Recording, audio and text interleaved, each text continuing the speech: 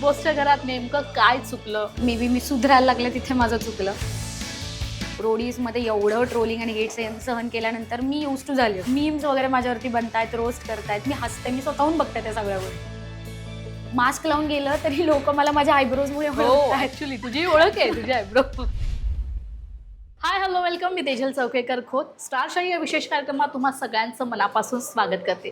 स्टारशाहीमध्ये आज माझ्यासोबत गप्पा मारण्यासाठी एक खास व्यक्ती आलेली आहे. खरं तर कोल्हापूरची तिखट मिरची असं म्हणायला हरकत नाही, आणि आज ती लाल मिरची होऊन आलेली आहे आमच्यासोबत गप्पा मारायला. अर्थातच माझ्यासोबत आहे रुचिता जामदार. रुचिता, तुझं लोकशाही मराठीमध्ये खूप खूप स्वागत. Thank you so much. थँक्यू. आणि खूप गोड दिसतेस, खूप छान दिसतेस. थँक्यू. खरं तर बिग बॉसच्या घरात तुझी ती पर्सनॅलिटी आम्ही पाहिली आहे, ॲग्रेसिव्हली तशी नाही आहेस, गोड आहेस तू. अगदी आत्ता आपण चर्चा केली, बोललो, खूप गोड होतीस. काय होतं बिग बॉसच्या घरात, नेमकं काय चुकलं आत बाहेर यावं लागतं? बाहेर येते तेव्हा मी काही बोलले होते की मे बी मी सुधारायला लागले तिथे माझं चुकलं. पण आता जेव्हा इतक्या आठवड्यांचं थोडंसं इंट्रोस्पेक्शन केलं, 3 आठवडे गेले, मे बी टिकले. माझा तो जर्नी माझी तेवढीच होती, 8 आठवडे टिकले. टू बी ऑनेस्ट, मी ज्या जागेतून गेले होते की विदाऊट फॉलोवर्स किंवा विदाऊट कुठलं कोणाचा सपोर्ट, आय थिंक मी त्या गोष्टीसाठी खूप जास्त वेळ टिकली आहे, जर का तसं बघायला गेलं तर. आणि खुश आहे मी माझ्या जर्नीला, की मी जे काय 8 आठवडे आतमध्ये होते, मी राडा करून आली आहे, कल्ला करून आली आहे. आणि आधी मे बी रुचिता जामदार कोणाला माहीत नसेल, पण आज सगळ्यांना माहिती आहे, सो त्याचा आनंद. हो नक्कीच. म्हणजे आता 3 आठवडे मला वाटतं झालंय तू बाहेर येऊन, डायजेस्ट होते, पचते. आता तू बिग बॉस पाहतीयेस, एक स्वतःला पण असं वाटतं ना, यार या मुमेंटला मी घरात असते तर मी हे केलं असतं. किती डायजेस्ट होते? खरं तर नाही होते अजून पण डायजेस्ट. असं वाटतंय की अरे आतमध्ये पाहिजे होतो आपण, तिथे डिझर्व करत होतो. कारण जीव लावून खेळली आहे मी. म्हणजे जीवाच्या आकंताने जेवढं असं बोलतो, साम दाम दंडभेद सगळं काही केलं आहे त्या घरामध्ये राहण्यासाठी, टिकण्यासाठी. सो पत्राचं जेव्हा आलं होतं, घरातलं पत्र, आता फॅमिली वीक चालू आहे, सो तेव्हा कुठेतरी ती खंत वाटते की अरे आपले पण घरचे आले असते, भेटले असते, पत्र वाचलं असतं. सो या गोष्टी वाईट वाटतात. टास्क होतात. एक तर मी टास्क आले की खूप एक्सायटेड असायचे की फिजिकल टास्क, आणि माझा फोर्टे येतो. सो त्या गोष्टींचं वाईट वाटतं, पण ठीक आहे, ॲक्सेप्टेड. पण आता 3 आठवडे तर झालेलेच आहेत, पण आम्ही तुला बिग बॉसच्या घरात कॉन्फिडंट पाहिले. रुचिता कॉन्फिडंटली आम्हाला दिसली बिग बॉसच्या घरात. पण आम्हाला हे तुझं एज्युकेशन खरं तर खूप सरप्राईजली होतं. आम्ही तुला टॉप 5मध्ये पाहत होतो खरं पाहायला गेलं तर, आणि अचानक तुझी एक्झिट झाली. भले प्रेक्षकांनी तुला वारंवार ट्रोल केलं असलं तरी तू आजही इंस्टाग्रामवर आहेस. रुचिता रुचिता रुचिता. आत्ताच तू मग असे म्हणालेस की लोक मला आत्ता ओळखायला लागले. त्याच्या आधी मला रुचिता जामदार कोण हे माहिती नव्हतं कोणाला, आत्ता ओळखायला लागलेत. आत्ता बाहेर आल्यानंतर आत्ता किती कॉन्फिडंट वाढलाय? टू बी ऑनेस्ट, मी अजून कॉन्फिडंट झाली आहे. खरं तर मला ट्रोलिंग वगैरे या गोष्टीचा कधीच फरक नाही पडला. सुरुवातीला पडला होता, जेव्हा मी नुकतीच रियालिटी शोजमध्ये वगैरे आले होते. रोडीजमध्ये एवढं ट्रोलिंग आणि हेट सहन केल्यानंतर मी यूज टू झाले होते. टू बी ऑनेस्ट, मी आता ते एन्जॉय करत होते. जे मीम्स वगैरे माझ्यावरती बनतायत, रोस्ट करतायत, मी हसते, मी स्वतःहून बघते त्या सगळ्या गोष्टी. सो मला खूप मज्जा वाटते ते सगळं बघायला. आणि अजून कॉन्फिडंट झाली आहे, कारण मास्क लावून गेलं तरी लोक मला माझ्या आयब्रोजमुळे ओळखतायत. ॲक्च्युली तुझी ओळख आहे, तुझी आयब्रो. हो, तर मला खूप छान वाटतंय. मी कालच मी कॉलेजमध्ये गेले होते, तर लोकांना माहिती पण नव्हतं आधी की रुचिता या कॉलेजमध्ये आहे.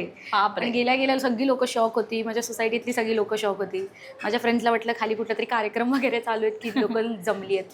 सो खूप छान वाटतंय की जिथे जाईल तिथं लोकं ओळखतायत. आणि मी आत होते तेव्हा मला खरंच वाटलं नव्हतं की इतकं रिस्पेक्टही मिळतोय बाहेर, आणि जेन्युइनली मिळतोय बाहेर. कोल्हापूरला गेल्यावर काय प्रतिक्रिया होती लोकांची? आई बाबांना कसं वाटतंय? आई बाबा खूप खुश आहेत. कारण की त्यांना आता असं होतं आधी की जामदारांची लेक, आता असं झालं की रुचिताचे पप्पा, रुचिताची मम्मी. सो त्यांच्यासाठी तो खूप एक प्राऊड मोमेंट आहे. अजून कोल्हापूरला गेलेली नाही आहे मी, जायचं आहे. खरं तर आम्ही पाहिलं होतं तुझे बाबा रस्त्यावर उतरून ना असा बोर्ड धरला होता, आणि रुचिता जामदारला वोट करा समथिंग असं काहीतरी त्या बोर्डवर लिहिलं होतं. खरं तर ही खूप प्राऊड मुवमेंट आहे, आपल्या वडिलांनी रस्त्यावर उतरून आपल्या मुलीसाठी हे असं बोर्ड बनवणं. की आपण आत्ताची तरुणाई या सगळ्या गोष्टी करतोच, मात्र आता बाबांनी या जनरेशनमध्ये असताना देखील ही सगळी गोष्ट करणं, आणि हे बाहेर आल्यानंतर जेव्हा तुला समजलं तेव्हा काय रिॲक्शन तुझी होती? मी खरंच खूप भारावून गेले होते. मला खूप क्यूट वाटलं ते, कारण या सोशल मीडियाच्या युगात ना आपण असं असतं की वोट करायचं ना, स्टोरी टाका, इन्फ्लुएन्सर फ्रेंड्सला सांगा, किंवा कोणाला तरी प्रमोशन करून घेऊयात आणि आपण वोटिंग करून घेऊयात. सोशल मीडियावरती आपण हॅम्पर करूयात सगळे, इकडे तिकडे. हे घरच्यांना नाही कळत. खूप साधे आई वडील माझे, त्यांना सोशल मीडियाचं काही माहीत नाही. आणि जेव्हा मी बाहेर येऊन बघते की फक्त वोट मिळावे म्हणून पप्पा रस्त्यावरती उतरले, हो. पप्पांनी रिक्षावरती पूर्ण हो. माझ्या फोटोजचं पोस्टर वगैरे बनवून घेतलं होतं. सो तो इतका स्वीट मोमेंट होता माझ्यासाठी की फक्त मी शोमध्ये पुढे जाण्यासाठी पप्पांना जे काय त्यांच्या पर्यायाने जमतंय, पप्पांनी सगळं काय केलं आहे, आईने सगळं काय केलं आहे. माझी आई 9-9, 10-10 तासाची ड्युटी करून यायची आणि मग ड्युटी केल्यानंतर मग ते रात्रभर वोट करायला जायचे की रस्त्यावरती जे पण सापडतील सगळ्यांना जरा जिओ हॉटस्टार डाउनलोड करा, पोरीला वोट करायचं. सो ते पाहून खरंच खूप छान वाटलं की आई वडिलांना जरी सोशल मीडियाचं काही कळत नसेल तरी त्यांनी खूप केलं. आणि हेच खूप छान वाटलं आम्ही जेव्हा सोशल मीडियावर पाहिलं तेव्हा. आपण बिग बॉसच्या घरावर जेव्हा जातो, खरं तर अनोळखी माणसं असतात जे आपल्या माणसांना आपण त्यांना ओळखतही नाही आणि अशा माणसांसोबत आपल्याला त्या घरात राहायचं आहे. खरं तर प्रत्येकाचे स्वभाव वेगळे, हाताची बोटं सेम नसतात. आपल्याला प्रत्येक लोकांचे स्वभाव जुळून घ्यायचे असतात आणि त्या घरातच आपण स्वतःला सापडतो. तुझ्यासोबत अशी कोणती गोष्ट घडली आहे नव्याने तुला सापडलेस अशी कोणती गोष्ट आहे? हो, मी टू बी ऑनेस्ट मला कळलं की माझ्यात पेशन्स लेवल नाही आहे, पण त्यावरती काम कसं करायचं हे कळत होतं. कारण की बाहेरच्या आयुष्यात आपल्याला लोकं इतकं ट्रिगर नाही करत किंवा इतक्या इंटेन्सिटीवरती नाही घेऊन जात. तिथे मला कळत होतं की या इतक्या वर सिच्युएशनमध्ये सुद्धा कधी कधी मी स्वतःला सावरायचे.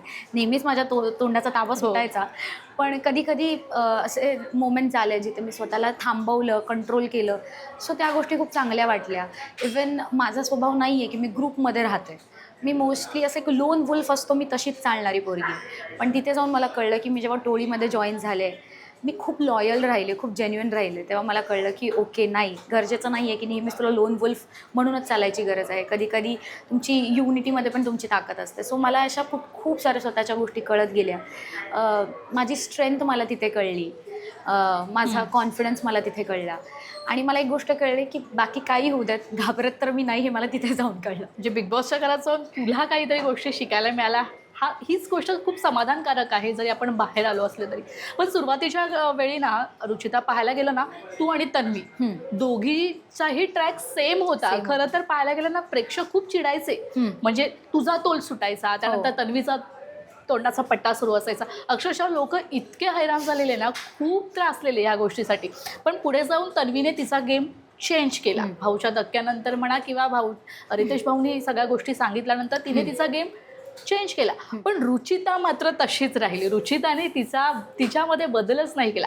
वेळोवेळी नवीन नवीन गोष्टी ऐकायला मिळायच्या, ज्या शिव्या कधी ऐकल्याच नाहीत त्या शिव्या मात्र रुचिताने वेळोवेळी बिग बॉसच्या घरात दिला. या गोष्टीचं याबद्दल काय सांग? तर मला ते खरंच कळलं नाही की तुम्ही लोक त्यांना शिव्या कसं म्हणता. म्हणजे ही खूप नॉर्मल भाषा आमच्या गावाकडे पण. आणि भाज्यांची नावं मी रिप्लेस केली ऐकताना खूप त्याचा सूर चुकीचा वाटत मी होता. सूर ऑफकोर्स, कारण की ते लोकांना टोचेल म्हणूनच मी बोलत होते, पण त्याचा अर्थ कधीच कुठला चुकीचा नव्हता. किंवा ते भाज्यांची नावं कधीच जे ॲक्च्युअलमध्ये लोक शिव्या देत होते त्या लोकांचं काहीच नव्हतं. आणि मी जे काहीही बडबडत होते त्याचा काहीच अर्थ होत नव्हता किंवा काही साऊंड्स बनवत होते ते लोकांना टोचत होते. आणि आय थिंक मी तिथं सक्सेसफुल झाले, कारण की मला ते टोचावं म्हणूनच मी बोलत होते. राहिला प्रश्न तन्वीने बदल केले आणि मी बदल नाही केले, तर माझ्यासाठी रियालिटी शो याचा अर्थच रिअल राहणं असतं. आणि तुमच्या इतक्या वर्षांची पर्सनॅलिटी तुम्ही एका आठवड्यात, एका दिवसात नाहीच बदलू शकत. तुम्ही कितीही काही करा. आणि तुम्ही त्या सिच्युएशनमध्ये जिथे पूर्ण दुनिया तुम्हाला ट्रिगर करायला टपली आहे, तुम्ही तिथे स्वतःला नाही कंट्रोल करू शकत आहे. जर इतका ड्रास्टिक चेंज झाला तर मग मी ते खरं नाही मानत. कारण की एका माणसामध्ये अचानक पर्सनॅलिटीमध्ये एवढा शिफ्ट होऊच शकत नाही. मी सायकोलॉजी शिकते, सो मला माहिती आहे की पर्सनॅलिटी डेव्हलपमेंट असतात. त्या डेव्हलपमेंटचे लोक कोर्स करून थकतात, तरी सुद्धा माणसाची पर्सनॅलिटी एका कमी काळामध्ये नाही, लोकांना वर्ष लागतात, आयुष्य लागतात, तरी लोक सुधारत नाहीत. मग काही आठवड्यांच्या काळामध्ये तुमची जर का पर्सनॅलिटी इथून इथे येत असेल, आय थिंक तो फक्त मुखवटा आहे. आता तू म्हणालीस ते खरंच आहे, म्हणजे तो मुखवटा झाला.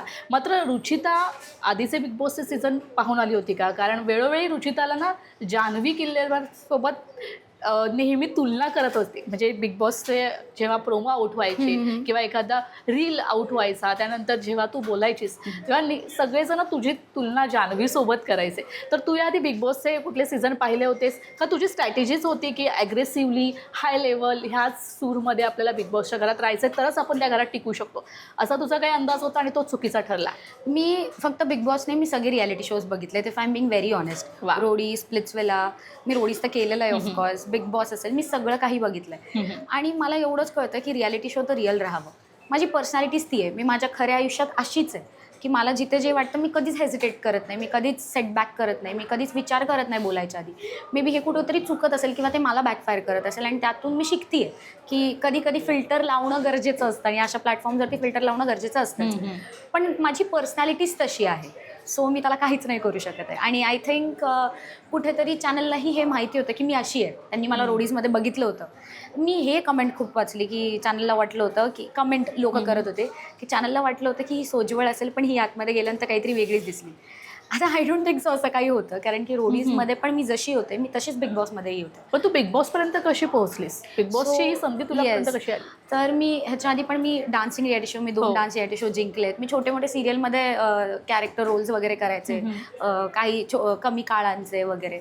त्यानंतर Roadies was turning point of my life. मग रोडीजमध्ये जी माझी पर्सनॅलिटी बाहेर आली, आय थिंक ती लोकांना आवडली किंवा कॅची वाटली. आवडण्यापेक्षा catchy is the correct word I think. आणि मग तिथून मला बिग बॉसवाल्यांनी अप्रोच केलं होतं. सो मला असं झालं होतं मी जशी आहे ना मला तसंच राहायचं आहे. मला उगीच पीपल प्लीजिंगसाठी किंवा लोकांना मी आवडेल म्हणून मी अशी कोणतरी बनणं जी मी नाहीच आहे. आणि मग नंतर एका टाईम नंतर जेव्हा मुखवटे उतरतील आणि तेव्हा लोकांना कळेल की ओ माय गॉड ही तर अशी काहीतरी वेगळी होती आणि चांगुलपणाचं पांघरून ओढून बसली होती. मला ते नव्हतं करायचं. त्याच्यामुळे आता मोजके लोक आहेत माझ्याकडे, पण ते मला मी जशी आहे तशी म्हणून ॲक्सेप्ट करतात. सो मी खुश आहे. खरं तर बिग बॉसचं जेव्हा पहिला सुरुवात होती तेव्हा तू स्टेजवर जेव्हा छान पद्धतीने जो परफॉर्म केला असं वाटलं होतं रुचिता काहीतरी धमाकेदार करणारच. आणि तुझ्यात तो तुझी जी बॉडी लँग्वेज आहे ना ती सेम आहे. तू आता जशी म्हणालीस की मी मुखवटा घालून नाही वागली, जशी मी आहे तशीच राहील. आणि तोच अंदाज तुझा बिग बॉसच्या घरात आम्हाला पाहायला मिळालाच. मग तो टोळीत जाऊन तू चूक केलीस असं तुला वाटतं? नाही, कधीच नाही. मी आयुष्यात खूप कमी गोष्टी रिग्रेट करते आणि ही गोष्ट मी कधीच नाही करणार. कारण की टोळीशी माझी वेवलेंथ खूप मॅच होत होती, कारण की जेन्युइन लोकं होती. जी काय होती ती खरी होती. कधीच रोशन दादाकडे ज्या परिस्थितीतून तो आला होता त्याच्याकडे भरपूर चान्सेस होते त्या गोष्टींसाठी एक सिम्पथी फॅक्टर म्हणून यूज करण्याचा. त्यांनी कधीच नाही वापर केला त्या गोष्टीचा. तो जसा आहे तो तसा राहिला. तो जसा आम्ही फॉर एक्झाम्पल मी किंवा अनुश्री, आमचे पर्सनॅलिटीज थोडेसे असे वाहत्या प्रवाहाच्या पलीकडे वाहणाऱ्या अशी पर्सनॅलिटी आहे. आणि असं कधीतरी लोक बोलत असतील की संगतीचा परिणाम म्हणून रोशनदादाही तसं होईल, पण रोशनदादा कधीच झालं नाही. रोशनदादाची इंडिव्हिज्युअलिटी ती तशी राहिली. जनरेशन गॅप पण आहे ना. जनरेशन गॅप जरी असलं तरी पण भरपूर जनरेशन गॅप तर भरपूर बाकीच्या लोकांमध्ये पण आहे, पण त्यांनी खेळासाठी स्वतःला बदललं का तर टिकायचं आहे म्हणून. तसं टोळी जी होती ना ती रिअल होती. मग कोणी मॅनिप्युलेटिव्ह असू देत किंवा कोणी स्ट्रेट फॉरवर्ड असू देत, कोणी पलटू असू देत अनुश्रीसारखं किंवा कोणीतरी एकदम सरळ साधा भोळा रोशनदादासारखं. आम्ही एक बोलतो ना की डायव्हर्सिटी होती आमच्यामध्ये, पण तीच ओरिजिनॅलिटी होती. आणि त्याच्यामुळे मला ओरिजिनल जेन्युइन लोक खूप आवडतात आणि मला खूप प्रेम मिळालं आहे टोळीकडून. अनुश्री असेल एक मैत्रीण म्हणून नेहमी उभी होती, विशाल असेल एक मित्र म्हणून नेहमी उभा होता आणि भाऊ म्हणून तर रोशन नेहमीच उभा होता. त्याच्यामुळे मी कधीच रिग्रेट नाही करणार टोळीमध्ये जाणं. पण आत्ताच तू म्हणाली अनुश्री पलटू आहे. हो. ज्यावेळेस राकेश बापट सोबत भांडणं झाली होती अनुश्रीची एका बेडवरून झोपड्यावरून, तेव्हा तू तिथे मध्यस्थी करायला गेली होतीस. हो, ते चुकलं होतं आणि माझं. ती चूक होती तुला हे लक्षात कधी आलं? हे मला जेव्हा सगळे लोक बोलायला लागले, टू बी ऑनेस्ट मी खूप कमी लोकांचं ऐकते. त्यातला एक सागरदादा होता.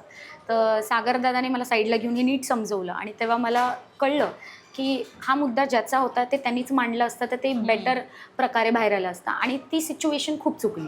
त्या सिच्युएशनला ते बाहेर निघणं अपेक्षितच नव्हतं आणि ते निघालं आणि मग ते खूप चुकीच्या डिरेक्शनला गेलं. तर येस, त्या गोष्टीचा मला रिग्रेट असेल की तो मुद्दा माझा नव्हता, तर मी त्याच्यात पडणं हे योग्य नव्हतं. हे तेव्हा मे बी कळत नसेल, पण आता इतक्या 8 आठवड्यानंतर आणि 3 आठवड्यांच्या गॅपनंतर कळतंय. रुचिता, बिग बॉसच्या घरात एक तर ॲग्रेसिव्हली रूप तर तुझं आम्हाला पाहायला मिळालंच, मात्र एक लव अँगल देखील आम्हाला पाहायला मिळाला बिग बॉसच्या घरात. असं म्हणायला हरकत नाही की दरवर्षी तो लव अँगल असतोच, कोणाच्या रूपात तर असतो. यावर्षी तू होतीस, तू आणि विशाल. ओके. ज्यावेळेस आम्ही पाहतो बिग बॉसच्या घरात रुचिता नेहमी भडकलेली अशा रूपात असते, मात्र ज्यावेळेस विशालसोबत तू तिथे त्या सिटिंग एरियामध्ये बसली होतीस त्यावेळेस तुमच्यात जो फ्लटी कन्व्हर्सेशन झालं होतं तेव्हा तू थोडीशी लाजली होतीस. तेव्हा तुझं ते वेगळं रूप आम्हाला पाहायला मिळालं. मात्र ज्यावेळेस एक फ्लटी कन्व्हर्सेशन होतं त्यावेळेस आपल्याला ह्या गोष्टीची जाणीव असली पाहिजे की आपले आईबाबासुद्धा आपले हे हा क्लिप पाहणार आहेत, हा एपिसोड पाहणार आहेत, त्यावेळेस थोडं ऑकवर्ड फील होत होतं? तेव्हा झालं होतं म्हणून माझी रिॲक्शन अशी होती की मला काय बोलू कळत नव्हतं, म्हणून मी काहीच बोलले नव्हतं. आणि ते अगदीच मी त्याला जर का तोंडावर बोलले असते तर कुठेतरी त्याच्या इमेजवर पण ते आलं असतं. आणि मला माहिती होतं तो त्या वेने नाही बोलत आहे, कारण की नॉर्मल एक बोलतात ना, एक असंच फ्लर्ट करणं कोणाकोणाची पर्सनॅलिटी असू शकते. आणि विशालची पर्सनॅलिटी तशी आहे की तो आहे चार्मर, तो आहे, बोलतो तसा तो. पण मला ते त्याच्या इमेजला धक्का नको लागू म्हणून मी तेव्हा तोंडावर नाही बोलले. म्हणून मी माईक काढून त्याच्याशी बोलले होते की हे नको करूस, हे आपण इथेच थांबवत. आणि जसं लोकांना वाटतं लव्ह अँगल, तो लव्ह अँगल कधीच नव्हता. तो कधीच नव्हता. माणूस म्हणून आम्हाला एक दुसऱ्यांवरती एक सॉफ्ट कॉर्नर होता. आणि आम्ही बोलायचो की मला आवडतो तो, त्याला मी आवडते. एक माणूस म्हणून हो, आवड होती. कारण की त्या घरामध्ये ना एक सॉफ्ट कॉर्नर क्रिएट होऊन जातो, एक लॉयल्टी. आणि आम्हाला माहिती होतं की ब्लाइंड ट्रस्ट एकमेकांवरती. जेव्हा अनुश्री पलटली, रोशनदादा घरी गेले, तेव्हा असं झालं की आम्ही दोघं सोडलो तर आता पूर्ण घर वर्सेस विशाल आणि रुचिता आहे. सो त्या सिच्युएशनला तो बॉन्ड कुठेतरी अजून स्ट्रॉंग होत गेला. आणि त्या गोष्टीला मे बी ते लव्ह अँगल दिसलं असेल, कारण आमच्या टोळीतले 2 कॅरेक्टर मायनस झाले ॲक्च्युली. आणि फक्त 2 राहिले होते. सो आता जेव्हा पण रुचिता दिसणार तर ऑफकोर्स रुचिता विशालसोबतच दिसणार, कारण की आमची टोळीच खाली झाली. सो तो लव्ह अँगल वाटला असेल लोकांना, ठीक आहे, साहजिक आहे, कारण की मुलगा आणि मुलगी सोबत बसतात तसं ते येतच. पण आम्ही खूपदा ह्या गोष्टी क्लिअर पण केल्या. तेव्हा दीपाली ताईंनी खूप ट्राय केलं होतं वेगळ्या डिरेक्शनला घेऊन जाणं.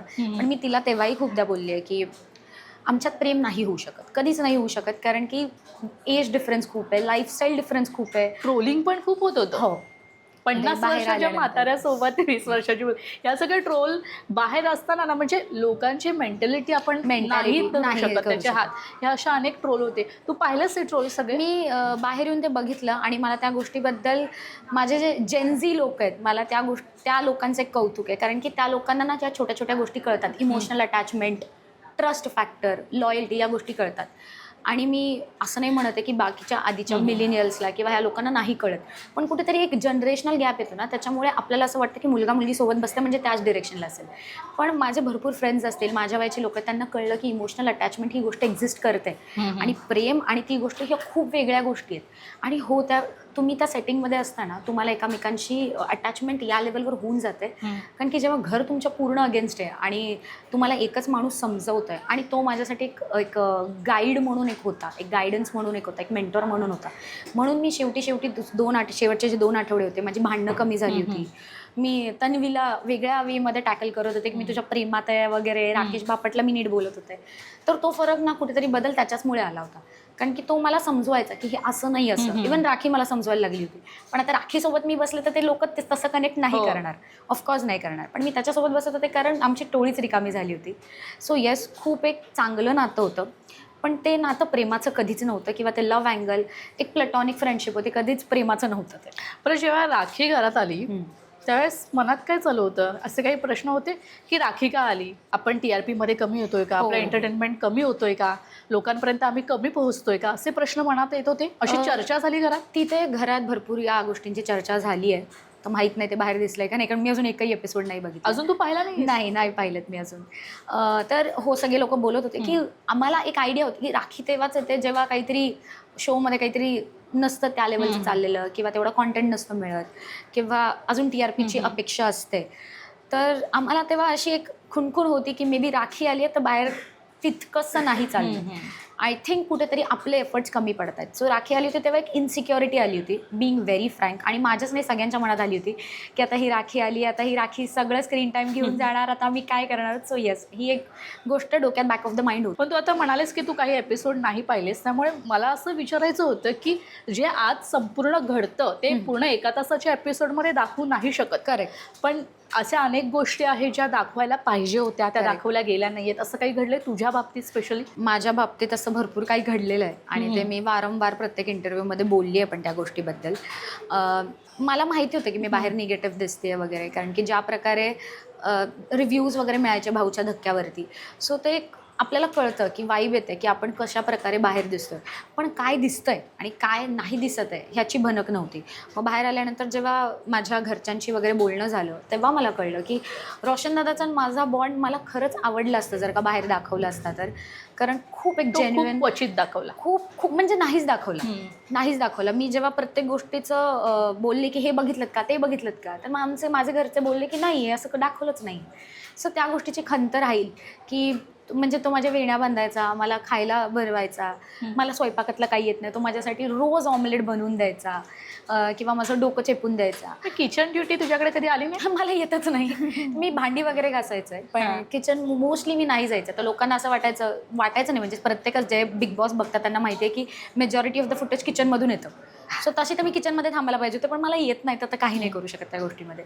सो माझं आणि त्याचं जे नातं होतं ते खूप जेन्युइन होतं. आणि टू बी ऑनेस्ट, विशाल आणि रुचिता आणि रोशन आणि रुचितामध्ये कंपॅरिझन केलं ना तर कधी पण पारडं भारी रोशन आणि रुचिताचंच होतं नात्यामध्ये. रोशन दादा जेव्हा गेला होता तेव्हा सुद्धा मी तुटले होते पूर्णपणे. आणि कुठेतरी त्या आठवड्यामध्ये माझे जे इमोशनल आउटबर्स्ट होत होते त्याचं अर्ध कारण रोशन दादा होता, कारण की मला सावरायला नेहमी रोशन दादा असायचा आणि तो गेला होता. पण हे बाहेर नाही दिसलं, आमच्या दोघांचा बॉन्ड नाही दिसला. किंवा सागरदादानी मी एक मला ना एक फादरली फिगर असा वाटायचा तो. आणि त्यांनी पूर्ण थ्रू आउट द जर्नी मला खूप सांभाळलं आहे. मी त्याचं ऐकायचं आहे. म्हणजे टास्कमध्ये मी कधी कधी खूप ॲग्रेसिव्ह व्हायचं. तो बाल्कनीमध्ये उभा असेल ना किंवा तो मोस्टली संचालक वगैरे असायचा, तो तिकडून मला डोळ्यांनी खुनवायचा, आवाज द्यायचा, रुचिता नाही, रुचिता थांब. सो आणि मी त्याची ऐकायचे. मी बोलले ना, मी खूप कमी लोकांचं ऐकते. त्यातलं रोशनदादा एक होता, सागरदादा होता. सो सागरदादाचं आणि माझ्यातलं ते पण नातं नाही दिसलं. सो जे इंटरपर्सनल रिलेशनशिप्स होते ना, मला असं वाटलं माझी ॲग्रेसिव्ह साईड भरपूर दिसली, पण माझी जी नाती होती, माझी जेन्युनिटी नाही दिसली. किंवा माझं एक सौम्य नेचर होतं एक, किंवा ती मुलगी लहान लेकरू म्हणून पण कोणासमोर तरी एक लाडाची अपेक्षा करू शकते, हे नाही दिसलं, त्याची खंत राहील. पण अनेकदा जेव्हा तुझा जो ॲग्रेसिव्ह रूप दिसायचं घरात, त्यावेळेस तू अनेकदा बोलली जायचीस इतरांसोबत की कंटेंटसाठी तुम्ही माझ्यासोबत येऊ नका, कंटेंटसाठी तुम्हाला मी खूप कंटेंट दिलाय म्हणून तुम्ही माझ्याकडे येत आहे. अशा सगळे वारंवार घरात बोलणं व्हायचं. मी अजून पण त्याच्यावरती स्टँड करते, कारण की तिथे सगळ्यांना एक कळलं होतं. आता तुम्ही जर का 8 आठवड्यांची माझी जेवढी जर्नी होती तुम्ही बघाल, प्रत्येक भांडणात रुचिता कॉन्स्टंट असायची, माझ्यासमोरचे कॅरेक्टर्स बदलत राहायचे. तन्वी, मग राकेश बापट, मग दीपालीताई, पण हे गरजेचं होतं? हे माझ्यासाठी नाही, हे त्यांच्यासाठी गरजेचं होतं. मी शेवटच्या आठवड्यात भांडणं केली नाहीत तर घरात भांडणं नाही झाली. बरोबर. विषय स्क्रीन टाईम किंवा फुटेज जे म्हणतोय आपण, पूर्ण आठवडा मीच दिसले, मी आणि विशालचं दिसले. जे बाकीचे लोक भांडणं नाही झाली तर ते लोक पण माझ्याच बद्दल बोलत होते. सो मी नसेल तर विषय, मी जर का भांडले नाही तरी विषय माझेच आहेत, आणि मी भांडले तरी विषय माझेच आहेत. ती लोक ट्रिगर करायचे, कारण की त्या लोकांना म्हणजे बोलतात ना की वीकनेस कळली होती की आपण हिला काहीतरी ट्रिगर करूया, हिच्या तोंडून काहीतरी शब्द निघतील, मग सिम्पॅथी आपल्याला मिळेल, विलन ही बनणार, शिव्या ही खाणार, आपण थोडेफार अश्रू काढूयात तिथे आणि तिथेच आपला गेम अप, ती विलन. आणि हे प्रत्येकासोबत प्रत्येक जणांनी हे वापरलं आहे. म्हणजे एक स्टेटमेंट मारलं होतं, भावने दिलं होतं की रुचिता नेहमी तन्वीच्या मागे फिरते, पण तुम्ही जर का नीट बारकाईने जर का बघितलं असेल ना तर रुचिता नाही, तन्वी माझ्या मागे फिरायची प्रत्येक वेळेस. मी बसले जरी असेल, डोळे जरी बंद असतील तरी ती बोलायची नाही उठ, आणि हे प्रत्येकाच्याच केसमध्ये व्हायचं. पण तुमच्या दोघींचं सतत वाद व्हायचे, तन्वी रुचिता वाद, हे समीकरण जुळलेलंच असायचं. म्हणजे तुम्ही कधी एकत्र गोड बोलताय दोघी एकमेकांशी हे कधीच दिसलं नाही. मला तिच्याशी कधीच वाद नको होते. मी जसं बोलले, मी पहिल्या आठवड्यामध्ये मी खूप चांगल्या प्रकारे खूप जेन्युइनली ती फ्रेंडशिप जपली आणि माझ्या मनातून खूप एक पॉझिटिव्हच अप्रोच होता तिच्या टुवर्ड्स. पण तिला जेव्हा कळलं की पहिल्या आठवड्यात रुचिता निगेटिव्ह जाते, तिने तिचा गेम चेंज केला आणि ती बोलली की मला अशी निगेटिव्ह माणसासोबत राहायचंच नाही. सो तिला असं झालं की निगेटिव्हच्या जर का मी अगेन्स्ट गेले तर मी कुठेतरी पॉझिटिव्ह दिसेल, म्हणून तिने तिचा तो गेम बिल्डअप केला. मी आत्ताही सांगते आणि मी तेव्हाही घरातही बोलले की मला तन्वीशी कधीच भांडण नको होती, मला तन्वीशी फक्त फ्रेंडशिप हवी होती. पण तिने फ्रेंडशिपचं नाटक करत करत तिला तिचा गेम बिल्ड करायचा होता, म्हणून ती माझ्या अगेन्स्ट जायला लागली, just to be seen as a positive character. पण आता पाहिलं तर या 10व्या आठवड्यात प्रभू आलेला आहे पुढे. कितपत तुझ्या मनाला पटलंय की प्रभूचा गेम तुला कितपत दिसलाय घरामध्ये, की आता प्रभू ठरतोय का योग्य 10व्या आठवड्यासाठी? अजिबात नाही, बिंग व्हेरी ऑनेस्ट. आता हे प्रत्येकाचे पर्स्पेक्टिव्ह असू शकतात. जनतेने त्याला जर का इथपर्यंत आणलंय तर मे बी जनतेला काहीतरी दिसलं असेल त्यात, पण मला नाही दिसत, कारण की मी तिथे राहून आली आहे. मला माहिती आहे 24 तासात काय घडतं, एका तासाच्या एपिसोडमध्ये पण मी जेवढं ऐकलंय तेवढा तो तन्वीच्या पदरा आडच दिसतोय. म्हणजे जर का तुमचं स्टेटमेंट असं असतील की टोळी जर का विशाल चालवतं किंवा विशाल च्या अंडर राहून आम्ही खेळत होतो असं काहीतरी स्टेटमेंट होतो, तर एवढ्या 8 आठवड्यांची माझी जी जर्नी होती त्याच्यामध्ये प्रभूचं माझ्या जे अगेन्स्ट गेला, माझं भांडण झालं माझं आणि त्याचं, ते सोडलं तर प्रभू कुठेच त्याचा आवाज नाही दिसला. आणि जे माझी भांडणं झाले ते सुद्धा तन्वी बोलली की जाऊन रुचिताशी भांड, तुझे स्टेटमेंट चुकले तर आता रुचिताला सॉरी बोल, किंवा चोरी पण केली तन्वीने इन्फ्लुएन्स केलं होतं की तू आता चावी चोर. तर मला नाही वाटत की त्याचा कुठेही इंडिव्हिज्युअल गेम आहे. किंवा तो आता 10व्या आठवड्यात पोहोचला, आणि 10व्या आठवड्यात पोहोचणं ही खूप मोठी गोष्ट आहे, कारण की आता फिनालेला फक्त 4 आठवडे राहिलेत. तसं बघायला गेलं तर 3च आठवडे राहिलेत, शेवटचा फिनाले आठवडा. पण मला तो केपेबल नाही वाटत. मग तसं मला कुठे जर का कम्पॅरिझन वाईज बघायचं गेलं ना, तर खूप कंटेस्टंट असे निघून गेले. ओमकार असेल, सोनाली असेल, करण असेल, ह्या लोकांचा गेम प्रभूपेक्षा खूप बेटर होता आणि फॉलोअर्स पण चांगले होते. तर मग प्रभू तिथपर्यंत काय लोकांना काय दिसतंय ते मला नाही माहिती. खरं तर दीपालीताईंबद्दल बोलायला गेलं तर दीपालीताई अजूनही सगळ्यांशी गुडी बोलणं, ह्या सगळ्या गोष्टी झाल्या असतील, वादही होतात, गोड बोलणं, या सगळ्या गोष्टी आहेत. मात्र वाद झाल्यानंतर ना 10व्या मिनिटाला आम्हाला दीपालीताई त्याच व्यक्तीबरोबर पुन्हा गोड बोलते असं दिसून येते. ज्या व्यक्तीसोबत तिचं खूप जोरात भांडण झालंय त्याच व्यक्तीबरोबर 10व्या मिनिटाला दीपालीताई गोड असते. दीपालीताईचा खेळ कसा आहे? मला असं वाटतं ना की कुठलाच माणूस असं नसू शकतो. मे बी असेल, पण मला असं वाटतं की नसू शकतो. की मी आत्ता जर का तुझ्याशी भांडली आहे तर मी लगेच 5 मिनिटात माझा राग नाही शांत होणार. बरोबर. किंवा दुसऱ्या दिवशी पण तो माझा राग नाही शांत होणार. मला काहीतरी वेळ लागेल त्या गोष्टींना. फॉर एक्झाम्पल, मी जसं दीपालीताईला खूप काही बोलून गेले होते, तर मी जर का दीपालीताईच्या जागी असते, एक सिनियरिटी वगैरे, किंवा मी जसे काही बोलले होते, तो राग ना राहिला असता माझ्या मनात की ही मुलगी मला कशी अशी बोलू शकते. मग ते जर का ते एकदमच सॉफ्ट होऊन ती परत जर का आपल्यासोबत गेम खेळायला जाते, तर आय थिंक कुठेतरी ती गेमसाठी करते मला असं वाटतं. तर ह्याच्यामध्ये मला खरेपणा नाही वाटत. फक्त गेमसाठी डायनामिक्स चेंज करायचे आणि काहीतरी स्वतःला सेव्ह करायचं आहे, म्हणून सेफ गेम प्ले वाटतो. आणि I think safe game play खूप कमी लोकांना आवडतो, आणि त्याच्यामुळे मग लोकही बोलतात, ऑडियन्सचे पण रिॲक्शन्स भेटतात, ऑडियन्स पण बोलतात खूप सेफ गेम चालू आहे. काही लोकांना तर दीपालीताईचा गेमही नाही दिसत आहे. सो मी बोलते की मी सिमिलर थॉट्स आहेत माझे ऑडियन्ससोबतचे. अनुश्रीबद्दल काय सांगशील? अनुश्री तुझी फ्रेंड होती. चांगला गेम खेळते आहे, पलटू आहे, ॲक्सेप्ट करणार मी. टोळीमधून टॉप 5 मध्ये पाहतेस तिला? नक्कीच पाहते. तिला जर का नाही पाहिलं तर मग बाकीच्यांना कोणालाच मी पाहू नाही शकत. खूप स्ट्रॉंग गेम खेळते ती. तिला माहिती आहे कधी सोडायचं आणि कधी परत यायचं. म्हणजे मी होते तो अनएक्सपेक्टेड होतं खरं तर अनुश्रीचा हा गेम, कारण असं वाटलं होतं की अनुश्री ह्या लेवलला खेळेल. नाही, मला एक्सपेक्टेड होतं. म्हणजे तिने पहिल्याच आठवड्यामध्ये मला बोलली होती. ती आमचं खूप बोलणं व्हायचं, ते पण नाही दिसले. माझी आणि अनुश्रीची फ्रेंडशिप पण नाही दिसली. आमची खरंच खूप घट्ट मैत्री होती, आणि म्हणून ती सारखी बोलायची की रुचिताला एवढं समजवतंय तरी ती ऐकत नाही. हे तेव्हाच माणूस बोलतो जेव्हा खरंच काहीतरी त्या माणसाबद्दल वाटतं. पण तिने मध्येच टोळी सोडली होती आणि पुन्हा दुसऱ्या ग्रुपमध्ये गेली होती. ती मी जशी बोलले की ती खूप स्मार्ट आहे त्या गेमच्या बाबतीत, की तिला माहिती आहे कधी कोणाला सोडायचं आणि कधी परत यायचं. तिच्या मनात काहीच नाही आहे, पण ती हे सगळं गेमसाठी करते. ओरिजिनल आहे, पण तिला माहिती आहे की पलटायचं कधी आणि परत कधी जॉईन व्हायचं. सो अनुश्रीचा गेम मला त्या गोष्टीमध्ये एक नॉन प्रेडिक्टेबिलिटी फॅक्टरमुळे मला तो चांगला वाटतो, इंटरेस्टिंग वाटतो. पण मग परत असं होऊन जातं, आता लेवलला असं झालं ना की आता कळलं आहे की ठीक आहे पलटणार आहे. सो तिच्यावरती कोणी विश्वास नाही जास्त ठेवत आहे. पण आय थिंक आता गेम पण इतक्या पुढे निघून आला आहे की आता पलटलं काय नाही पलटलं काय एवढा काहीसा फरक नाही पडत. सो चांगली खेळते आणि मी नक्कीच तिला टॉप 5 मध्ये बघते. आणि सागर दादाबद्दल, म्हणजे सागर दादाचा उगाचचा आवाज आम्हाला दिसून येतोय बिग बॉसच्या घरात. म्हणजे जिथे बोलायला पाहिजे तिथे दादा बोलत नाहीये, पण जिथे नको तिथे सागरचा आवाज खूप दिसतोय. टू बी ऑनेस्ट, सागर दादा बोलतो, पण बाहेर किती दिसतंय वगैरे हे आता मला माहीत नाही. मी एपिसोड्स नाही बघितलेत. त्याची मतं असतात. पण काय होतं, फॉर एक्झाम्पल टोळी ही ऑडियन्स पर्स्पेक्टिव्हने निगेटिव्ह आहे आणि काटा हे पॉझिटिव्ह आहे.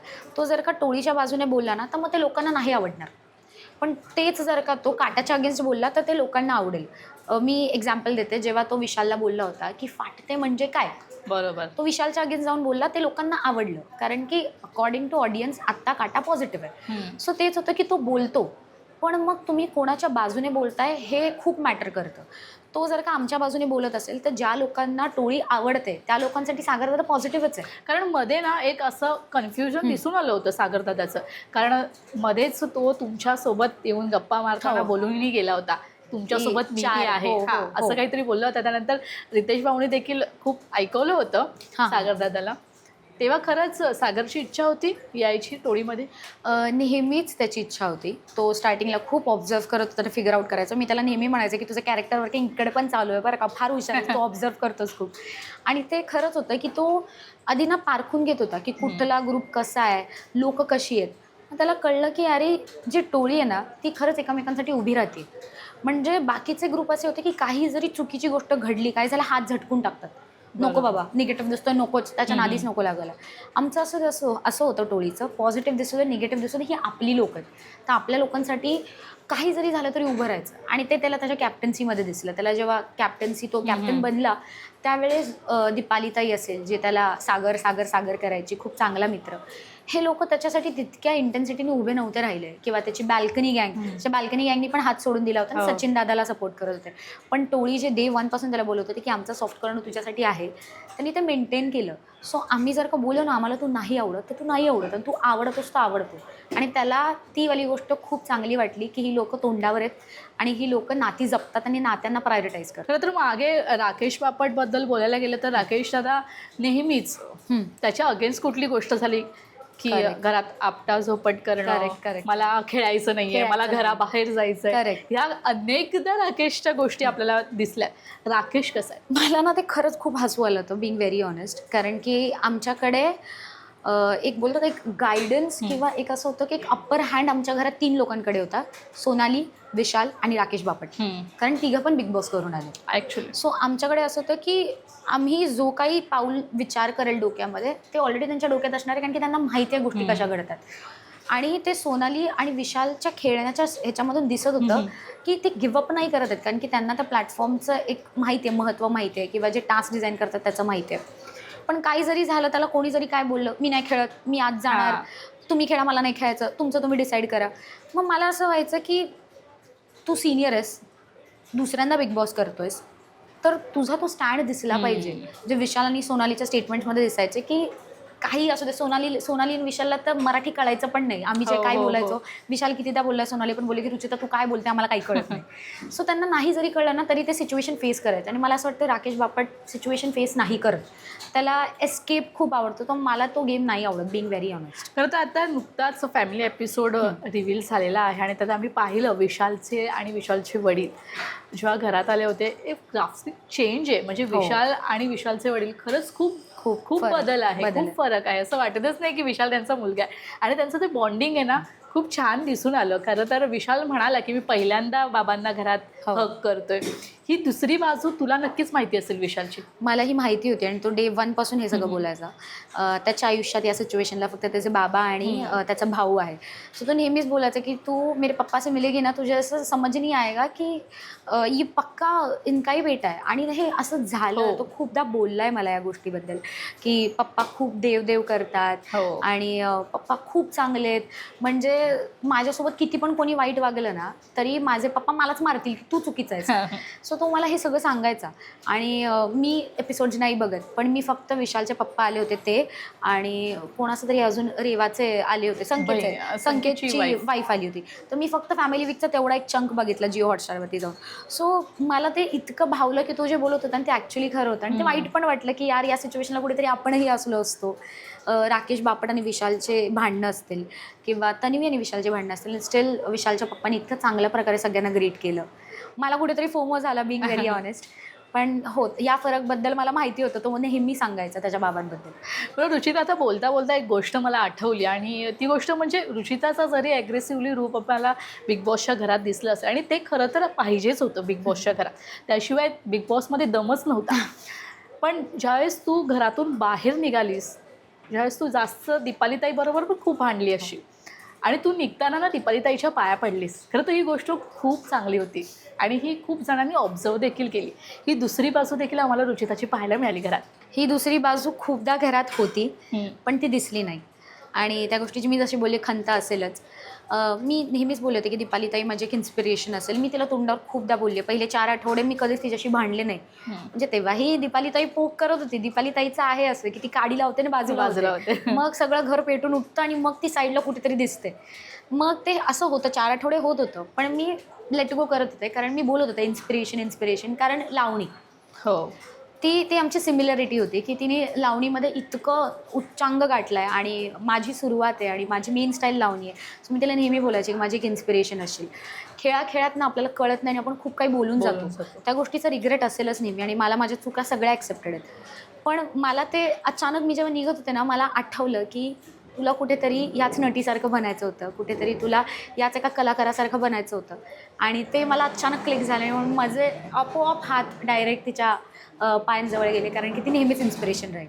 एक गोष्ट म्हणजे आपण नेहमी बोलत असतो स्त्रियांचा आदर करायला हवा. आपण ह्या गोष्टींचा वेगवेगळे कार्यक्रम घेत असतो. त्या कार्यक्रमामध्ये बोललं जातं की स्त्रियांचा वेळोवेळी आदर केला पाहिजे आणि आपण स्वतः स्त्री आहोत. मात्र अशी जेव्हा सिच्युएशन येते तेव्हा आपण असं वागत नाही. हे उदाहरण मी तुला का दिलं, कारण तू तन्वीला खरकटी हा शब्द वापरलास. खरं तर तुझा हेतू वेगळा असेल, पण तो लोकांपर्यंत पोहोचताना खूप चुकीच्या पद्धतीने रुचिता गेला. खरं तर तू ह्याची वेळोवेळी सगळीकडे स्पष्टीकरण दिलंच आहेच. पण तरी पण आज आमच्या लोकशाहीच्या माध्यमातून जर तुला प्रेक्षकांना त्या खरकटी या शब्दाचं काही, म्हणजे ज्यावेळेस आपण रागात असतो आपण काही बोलून जातो, आपल्याला कळत नाही. तुला जर व्यक्त व्हायचं असेल, मत मांडायचं असेल तर सांगू शकतो. तर तो जो एक शब्द होता, मला कधी कधी स्वतःच्या शब्दांवरती कंट्रोल राहत नाही, पण मला एवढा कंट्रोल असतो की मी कधी कोणाला बॉडी शेम नाही करत, मी रेसिस्ट कॉमेंट पास नाही करत आणि मी कधीच कोणाला ना इतक्या म्हणजे त्यांच्या पार कॅरेक्टरवर जाईल मी हे नाही बोलत आणि मी नाही बोलली आहे. तो जो शब्द होता, तो शब्द मी अनुश्री, विशाल, रोशन दादा ह्यांना बोलायचं आहे आणि बाय लिटरल मिनिंग. आपण खरकटं काय म्हणतो, तोंडाला वगैरे काही लागलेलं असतं, आपण त्या गोष्टीवरून बोलतो. सो मी तेव्हासुद्धा स्पष्टीकरण दिलं होतं आणि मी जागोजागी वेळोवेळी सगळीकडे स्पष्टीकरण दिलं आहे की मला स्मोकचा त्रास. यासाठी बाहेर आल्यानंतर तन्वीची माफी मागशील? टू बी ऑनेस्ट नाही. मी तिला या गोष्टीसाठी माफी तेव्हा मागितली होती की जर का तुला त्या वेमध्ये वाटलं असेल तर, पण तू जर का म्हणतीयस की मी या वेने बोलली आहे तर नाही. मी तेव्हासुद्धा स्पष्टीकरण दिलं होतं की जो तो स्मोकचा वास आला होता त्या तोंडातून आणि ती कोणाच्या? तन्वीच्या. तर तिचं एक स्ट्रॅटेजी तिने नवीन आखली होती मला घराच्या बाहेर काढायची की रुचिता खूप ॲग्रेसिव्ह होऊन जाते वेळोवेळी टास्कमध्ये वगैरे. तर तिचं असं होतं की ती खूप जवळ यायची आणि तिथून माझा हात वगैरे उचलला जाईल, मी इन्स्टिगेट होईल, मी पोक होईल आणि त्याच्यामुळे मी घराच्या बाहेर जाईल. मग ती खूप जवळ यायची आणि त्या तोंडाच्या स्मेलमुळे मी तिला खरकटी हा शब्द बोलले होते. ओके. आणि हा शब्द मी विशालला कितीदा वापरला आहे, मी रोशनला वापरला आहे, मी अनुश्रीला वापरला आहे. पण बाहेर आल्यानंतर सुद्धा मी कमेंट्स वाचले तेव्हा लोक बोलले की हा अर्थ होता, हा आम्हालाही माहीत नव्हता. म्हणजे तुम्हाला जर का असा घास खायचा आहे तर मग एका अर्थाचे भरपूर अर्थ निघतात, एका छोट्या शब्दाचे भरपूर अर्थ निघतात. राखी सावंत किती डिरेक्टली काहीही बोलून गेली आहे, पण त्याचे डिरेक्ट जे शब्द होते त्याच्यावरती काही नाही झालं. कारण तू महाराष्ट्राची लेक आहेस, तुझ्या तोंडातून ह्या शब्द प्रेक्षकांना खरंच अपेक्षित नव्हते, पण तू जे स्पष्टीकरण देतेस ते योग्य आहे. मी त्या वेने कधी बोललेच नाही. मला हा दुसरा अर्थ पण एक्झिस्ट करतो हे माहितीच नव्हतं. खरकटी या गोष्टीचा एकच लिटरल मिनिंग आहे, खरकट काहीतरी उरलेलं राहिलेलं असतं तोंडाला, तेच. आणि मी त्या स्मेल वाचून बोलले होते ते की कॅरेक्टरवर घेऊन गेले. सो मला असं वाटतं की जे सरळ असतं ना, मी त्याच हिशोबाने, मला जर का शिव्या द्यायच्या असतील ना तर मी तोंडावर शिव्या देऊन मोकळी होईल. मग त्याचे कॉन्सिक्वेन्सेस ऑफकोर्स मला भोगावे लागणार आहेत, पण मी असा घास नाही खाणार जो दाखवलं गेलं. मी तसा घास नाही खाल्ला आहे. सो जर का तिला वाटलं असेल की मी त्या वेने बोलते तर त्या वेसाठी तुला सॉरी, पण मी त्या वेने कधीच नाही बोलले. आणि हे कोणी जरी आलं तरी माझं स्टेटमेंट हेच असेल, मी खरकटी हा तिच्या कॅरेक्टरवर बोललेच नाही आणि नाही कधी मी कुठल्या मुलीला खरकटी हे त्या वेमध्ये बोलू. खरं तर तुझं हे स्टेटमेंट हे तू लास्टपर्यंत ठेवलेस हे खरंच खूप कौतुकास्पद आहे रुचिता. पण मला आता तुला विचारायचं की आता टॉप 5मध्ये तू कोणत्या कंटेस्टंटला पाहतेस आणि कोणाच्या हातात तुला ट्रॉफी पाहायला आवडेल? टॉप 5मध्ये मी ऑफकोर्स विशाल, अनुश्री तर कन्फर्म आहेत. राकेश बापट आणि तन्वीला पण बघते मी. आणि मला हवं आहे संकेतनी यावं टॉप 5मध्ये, कारण तो खरंच चांगला खेळतोय. कारण की वाईल्ड कार्ड्सला अवघड असतं की इतक्या लवकर येऊन पेस पकडणं आणि एक खूप डिग्निटीनी आणि एक सेल्फ रिस्पेक्टनी गेम खेळतोय, जे अवघड असतं. कारण की तुम्ही वाईल्ड कार्ड येत आहे तर तुम्हाला स्टँड आउटही व्हायचं आहे, तुम्हाला गेमही चांगला खेळायचं आहे आणि त्यात तुम्ही तुमची ते एक डिग्निटी पण मेंटेन करताय. ते ना पहिल्या दिवसापासून, मग ते डिग्निटीवाला जो गेम आहे ना तो पहिल्या दिवसापासून चालू असतो लोकांचा, तरी तो फेल ठरतो आणि त्याचा तो सक्सेसफुल होतोय. सो मला नक्कीच आवडेल संकेत यावं टॉप 5मध्ये. आणि विनर तो ऑफकोर्स मला हवं आहे की विशालनेच व्हावं किंवा अनुश्रीने, पण लेट्स सी आता ऑडियन्सला काय हवं. खरं तर रुचिता खूप लहान वयात तू खूप छान ॲक्टिव्ह झाली आहेस आणि खूप रियालिटी शोज देखील केलेस. आम्ही पाहिले तुझे रियालिटी शो वगैरे. तुझ्या बाबांबद्दल तू अनेकदा बाहेर बोललीस आणि ना बाबांची प्रिन्सेस सगळ्याच असतात किंवा मात्र तू बाबांची प्रिन्सेस तर आहेस, मात्र प्रिन्सेस न होता तू बाबांची सपोर्ट सिस्टम म्हणून अनेकदा समोर आली आहेस आणि तुझे अनेक मुलाखतींमध्ये मी ऐकलेले आहे. तुझ्या देहाबद्दल काय सांगशील आणि आईबाबांबद्दल काय सांगशील? जशी काही कंडिशन होती घरच्यांची, माझे पप्पा झंकार ऑर्केस्ट्रामध्ये होते कोल्हापुरात. तर त्यांचं स्वप्न होतं डान्सर बनणं, पण ते परिस्थितीमुळे नाही बनू शकले. तर त्यांनी मला जो सपोर्ट केला ना, तर मला नेहमीच असं होतं की कुठेतरी त्या सपोर्टला किंवा त्या मेहनतीला किंवा परिस्थिती नसताना पण त्यांनी जो सपोर्ट केला ते वेस्ट नाही जाऊ द्यायचं. बरोबर. मला काही करून ऑन कॅमेरा यायचं होतं किंवा लोकांसमोर दिसायचं होतं. नटी बनण्याचं स्वप्न आहे, ते अजून खूप वर्ष लागतील त्याला आणि मी नक्कीच अजूनही मेहनत करायला तयार आहे. मी नेहमीच मेहनत करत राहील. सो मला असं होतं की पप्पा जितकी मेहनत करत आहेत, मला त्यांना ती आता मेहनत थांबायची. कारण आता इतकं वय झालं तर मला कुठेतरी त्यांना सुट्टी द्यायची की तुम्ही आता आराम करा, आता गरज नाही आहे फारशी. आईने पण खूप कष्ट केलं आहे माझ्यासाठी. तर माझं नेहमीच लहानपणापासून मी एक 15-16 वर्षाची होते तेव्हापासूनच मी इव्हेंट्सला वगैरे जायचे. संगीत इव्हेंट म्हणजे ते लोकांच्या लग्नामध्ये वरमाला देणं किंवा त्यांच्या बापरे. रस्त्यात फुलं वगैरे टाकणं किंवा त्यांच्या मागे एंट्रीला डान्स वगैरे करणं.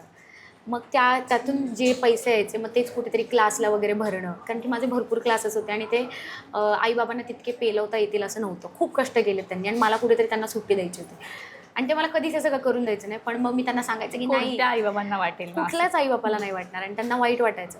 पण जेव्हा तुम्ही अशा परिस्थितीतून येताना की तुम्हाला पुढे जायचं आहे, तुमचे स्वप्न आहेत काही, पण त्या स्वप्न पूर्ण करण्यासाठी पण पैसे लागतात, तुम्हाला हे सगळं करावं लागतं.